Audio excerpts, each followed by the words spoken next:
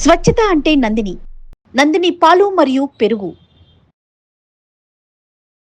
వాగర్థవివ సంపృక్తౌ వాగర్థ ప్రతిపత్తయే జగతః పితరౌ వందే పార్వతీ పరమేశ్వరౌ. ఆదిత్యాయ చ సోమాయ మంగళాయ బుధాయ చ గురుశుక్ర శనిభ్యశ్చ రాహవే కేతవే నమః.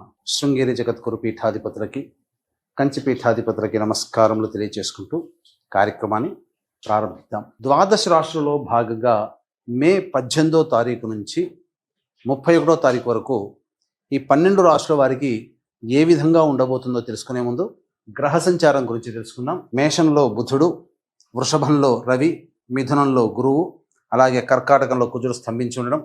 18వ తారీఖు నుంచి రాహువు కుంభంలోను, కేతువు సింహంలోని సంచారం చేస్తుండడం.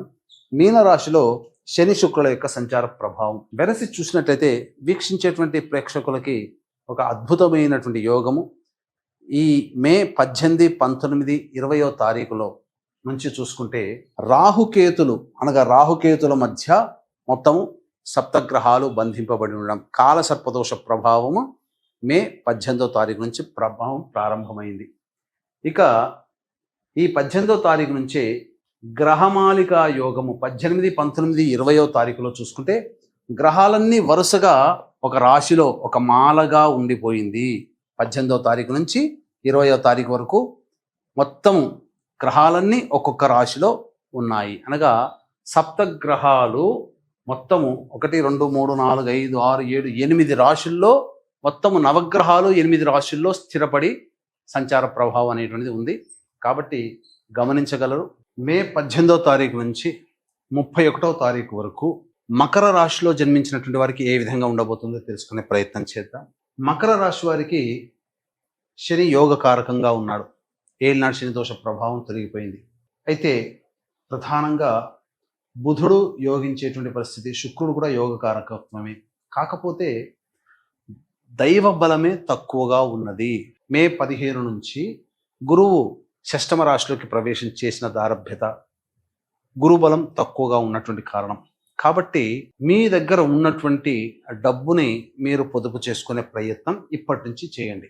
డబ్బు ఉంది కదా అని చెప్పి ఇబ్బడి ముబ్బడిగా పెట్టుబడులు పెట్టడం కానీ, ఖర్చులు అధికంగా పెట్టుకోవడం కానీ, ఏదో ఒక ఆలోచన చేసి ఉన్నదంతా మీరు పోగొట్టుకుంటారు, రుణగ్రస్తులు అవుతారు. కాబట్టి మకర రాశి వారు జాగ్రత్తలు పాటించండి. అలాగే ఇక ప్రధానంగా కుజుడు రాశిని వీక్షిస్తున్నాడు.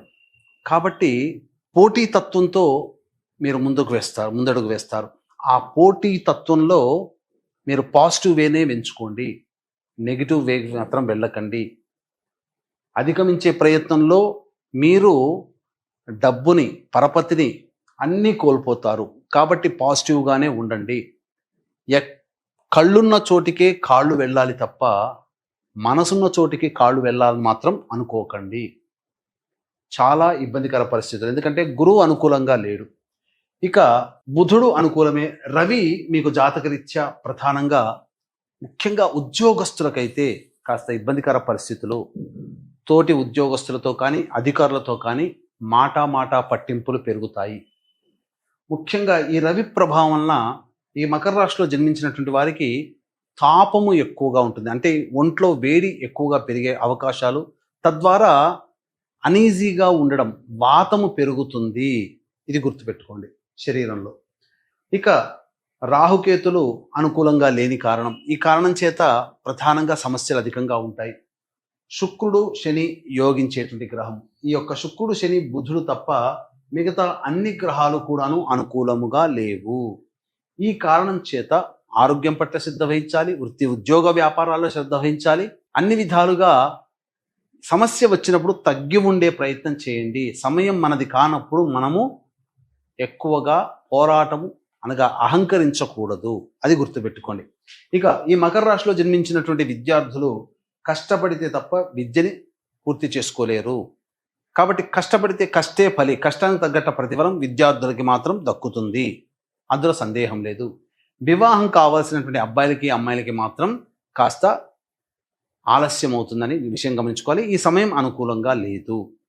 ఇది మనకు ఓవరాల్గా ఈ 18వ తారీఖు నుంచి 31వ తారీఖు వరకు ఉన్నటువంటి పరిస్థితి. ఇక రోజువారీ దినచర్యలో భాగంగా ఎలా ఉంటుందని తెలుసుకునేందుకు వీక్షించేటువంటి ప్రేక్షకులకి గమనిక. ఈ నెల 22వ తారీఖు రోజున హనుమత్ జయంతి సందర్భంగా మేష, మిథున, కర్కాటక, సింహం, కన్య, వృశ్చిక, ధనుస్సు, కుంభ, మీన రాశిలో జన్మించినటువంటి వారికి శని దోష పరిహారార్థమై మరియు జాతకరీత్యా విద్య, వివాహ, ఉద్యోగ, అనారోగ్య సమస్యల నివారణకై సర్వదోష నివారణ పూజలు అనేటువంటివి మీ గోతనామాలతో జరిపించి శక్తిపాతము చేయబడినటువంటి శంకరంగలి మాలని మీకు అందివ్వడం జరుగుతుంది. అలాగే సరస్వతీ నది పుష్కరాల సందర్భంగా సోమవతి అమావాస్య రోజున బ్రాహ్మణుని కర్తగా పెట్టి పిండ ప్రదాన కార్యక్రమం జరిపించడం జరుగుతుంది. అలాగే కర్ణాటక క్షేత్రములో రుద్రగయ ప్రాంతములో, కర్ణాటకలోని రుద్రగయ ప్రాంతములో తండ్రి వైపు 6 తరాలు, తల్లి వైపు 3 తరాల్లో కుటుంబంలో ఏవైనా దుర్మరణాలున్నా, పిండ ప్రదానాలు చేయలేకపోయినా, అలాగే సమస్యలు అనేటువంటివి పెరుగుతాయి, ప్రశాంతత ఉండదు, శుభకార్యాలు జరగవు, అన్నీ నోటిదాకా వచ్చి వెనక్కి వెళ్ళిపోతుంటాయి. ఇటువంటివి పితృ, స్త్రీ మరియు సర్పశాపాల ప్రభావాలు. కావున ఈ శాపాల నివృత్తికి ఈ దోష నివారణ కార్యక్రమాలు అనేటివి కూడా రుద్రగయ క్షేత్రంలో జరిపించడం జరుగుతుంది. అవకాశం ఉన్నటువంటి వాళ్ళు కార్యక్రమ తదనంతరం కాంటాక్ట్ చేసి పూర్తి వివరాలు తెలుసుకోవచ్చు. ఇక 18, 19, 20 తారీఖులో కనుక చూసుకున్నట్లయితే పెండింగ్లో ఉన్నటువంటి పనులన్నీ కూడాను పూర్తి చేసుకుంటారు. విందులు, వినోదాలు, కుటుంబ సభ్యులతో పాల్గొంటారు. ఆనందకరమైనటువంటి జీవితాన్ని గడుపుతారు. ఒక బాధ్యతని పూర్తి చేసుకున్నామనే సంతోషంతో గడుపుతారు.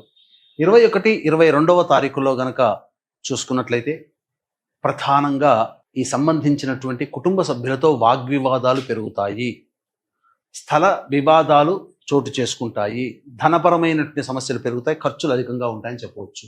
23, 24 తారీఖుల్లో స్త్రీ సంబంధముగా సౌఖ్యము కలుగుతుంది. ముఖ్యంగా దాంపత్య జీవితం ఆనందకరంగా ఉంటుంది. అలాగే రాని బాకీలు కూడా వసూలవుతాయి. ఖర్చుకు మించిన ఆదాయం లభించడం ద్వారా అన్ని విధాలుగా సంతోషంగా ఉంటారని చెప్పవచ్చు. 25, 26 తారీఖుల్లో వాహనాన్ని నడిపేటప్పుడు జాగ్రత్తలు పాటించండి. తల్లిగారి ఆరోగ్యం పట్ల శ్రద్ధ వహించాల్సినటువంటి పరిస్థితి. గృహ మరమ్మతులు, వాహన మరమ్మతులకి ఖర్చులు అధికంగా ఉంటాయి. ప్రశాంతత లేని జీవితాన్ని గడుపుతారు. 27, 28 తారీఖుల్లో మాత్రం జ్వర సంబంధమైనటువంటి విషయాలతో ఇబ్బంది పడతారు. అనారోగ్య సూచనలు గోచరమవుతున్నాయి. ఎక్కువగా ఈ సంబంధించినటువంటి ఆలోచనలతోనే టైం వేస్ట్ అవుతుందని చెప్పవచ్చు. 29, 30 మరియు 31 తారీఖుల్లో మాత్రం ఆనందకరమైనటువంటి జీవితాన్ని పొందుతారు. సంతోషంగా గడుపుతారు. రాని బాకీలు వసూలవుతాయి. ధనానికి ఎటువంటి లోటు ఉండదు అని చెప్పవచ్చు. ఇక ఈ మకర రాశిలో జన్మించినటువంటి మహిళలకి అంతకుముందు కలిగినటువంటి గౌరవ మర్యాదలు తగ్గుతాయి. కుటుంబంలో మిమ్మల్ని గౌరవించిన వాళ్ళే, ప్రేమించిన వాళ్ళే మిమ్మల్ని ఈసరించుకునే అవకాశాలు ఉంటాయి. చీటికి మాటికి మీ మీద చిర్రుబురులాడే అవకాశాలు ఇంట్లో జరుగుతాయి. చేస్తున్నటువంటి వృత్తి, ఉద్యోగ, వ్యాపారాల్లో కూడా కలుగుతాయి. కాబట్టి జాగ్రత్తలు పాటించండి. కాలం కలిసి రాని సమయంలో తగ్గి ఉండడమే మేలు. లౌక్యంతో వ్యవహరించండి. ముఖ్యంగా సంతానం కోసం ఎదురు చూసేటువంటి వ్యక్తులు చక్కగా డాక్టర్ గారి సలహాలు, సూచనలు పాటించండి. ఇది మనం చెప్పవచ్చు.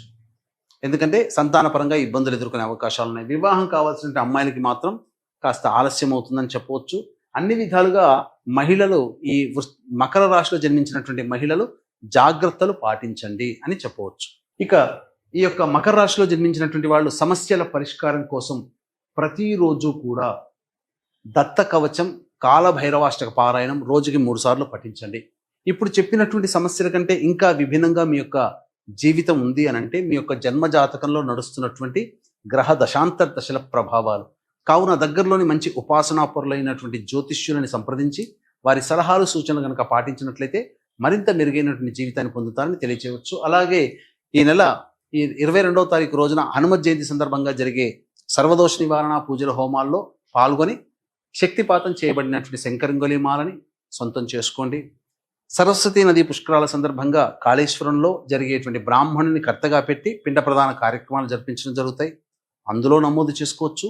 కర్ణాటకలోని రుద్రగయ ప్రాంతంలో ఈ సంబంధించినటువంటి పితృదోష నివారణ కార్యక్రమాలు జరిపించడం జరుగుతాయి. అవకాశం ఉంటే అందులో కూడా మీరు పాల్గొనే ప్రయత్నం చేయండి.